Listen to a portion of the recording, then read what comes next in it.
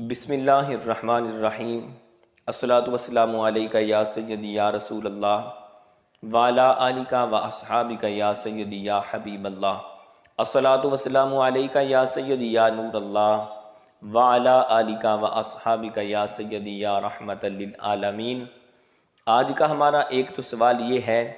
کہ قربانی کا جو گوشت ہے اس کی درست تقسیم کا طریقہ کار کیا ہونا چاہیے، اور دوسرا ہمارا آج کا سوال یہ ہے کہ فوت شدہ شخص کی طرف سے قربانی دینے کا طریقہ کار کیا ہے اور اس سے نیت کیا ہونی چاہیے۔ پہلا ہمارا سوال یہ تھا کہ قربانی کا جو گوشت ہے اس کی درست تقسیم کا طریقہ کار کیا ہونا چاہیے۔ یاد رکھیں، قربانی کے گوشت کے لیے بہتر یہ ہے کہ اس کے 3 حصے کیے جائیں، ایک اپنے لیے، ایک رشتہ داروں کے لیے اور ایک دیگر لوگوں کے لیے۔ یہاں ایک بات یاد رکھیں کہ اگر ضروریات کے پیش نظر تمام گوشت کسی ایک حصے میں صرف کر دیا جاتا ہے تو اس سے بھی بندہ گنہگار نہیں ہوگا، لیکن چونکہ یہ ایک ایثار کا موقع ہے، ایثار کرنے کا سنہری ذریعہ ہے یہ، تو اس لیے بہتر یہی ہے کہ قربانی کے گوشت کے 3 حصے کیے جائیں، جن میں سے ایک اپنا، ایک رشتہ داروں کا اور ایک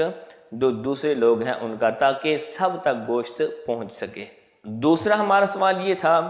کہ فوت شدہ شخص کی طرف سے قربانی دینے کا طریقہ اور نیت کیا ہونی چاہیے۔ یاد رکھیں، آپ قربانی دیتے وقت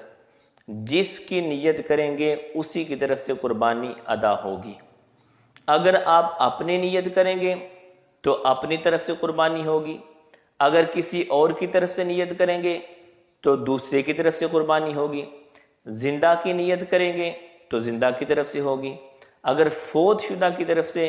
قربانی دینے کی نیت کریں گے تو یہ اسی کی طرف سے ہوگی۔ ایک بڑی اہم بات وہ یہ ہے کہ اگر آپ خود صاحب نصاب ہیں تو پھر سب سے پہلے اپنی طرف سے قربانی دیں اور پھر کسی اور کی طرف سے۔